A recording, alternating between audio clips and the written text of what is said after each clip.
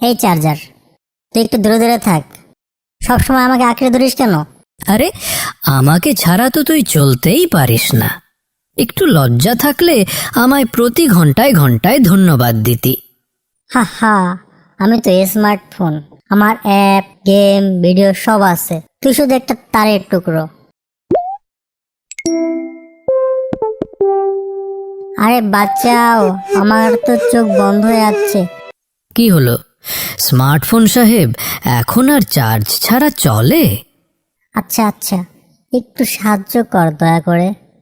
প্রথমে বলো চার্জার দাদা, তুমি আমার আসল হিরো, তারপর আমি সাহায্য করব। চার্জার দাদা, তুমিই আসল হিরো।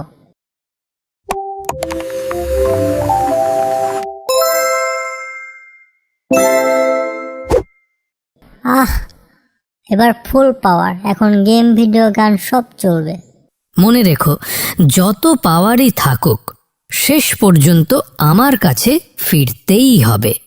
মানে তুই কি আমাকে হুমকি দিচ্ছিস? না ভাই, এটাই সত্যি। বিদ্যুৎ ছাড়া তুই কেবল একটা বাক্স।